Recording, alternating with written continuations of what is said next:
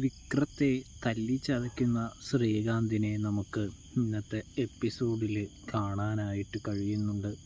കാണാനായിട്ട് സാധിക്കുന്നുണ്ട്. പ്രിയ പ്രേക്ഷകരെ, പ്രിയ കൂട്ടുകാരെ, അതായത് വിക്രത്തെയും വേദയെയും ഗീവർഗീസിൻ്റെ വീട്ടിൽ നിന്നും പിടിച്ചുകൊണ്ട് പോകുന്നൊരു കാഴ്ചയാണ് നമ്മൾ പ്രേക്ഷകർക്ക് കാണാനായിട്ട്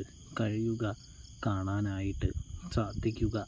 ഇതേ സമയമാണെങ്കിൽ നമ്മുടെ വിക്രത്തെയും വേദയെയും സ്വത്തിനു വേണ്ടി മാനസികമായും ശാരീരികമായും ഉപദ്രവിക്കുന്ന ശ്രീകാന്തിനെയാണ് കാണാനായിട്ട്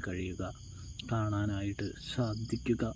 വിക്രത്തെ തല്ലിച്ചതച്ചുകൊണ്ട് വേദയെ കൊണ്ട് ഒപ്പിടിക്കാമെന്ന ഒരു തന്ത്രത്തിലേക്കാണ് ശ്രീകാന്തും ജോബിയും കടന്നു ചെല്ലുന്നത് എന്ന്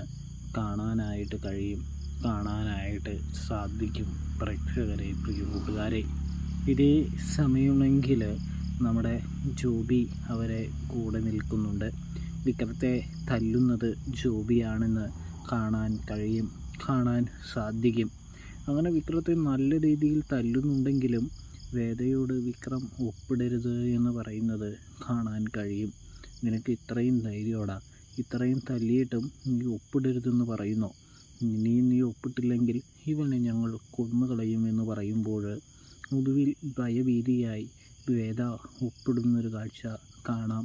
ഒപ്പിട്ടതും ശ്രീകാന്ത് തൻ്റെ നെറുകേട് തുടരുന്നൊരു കാഴ്ച കാണാൻ സാധിക്കും.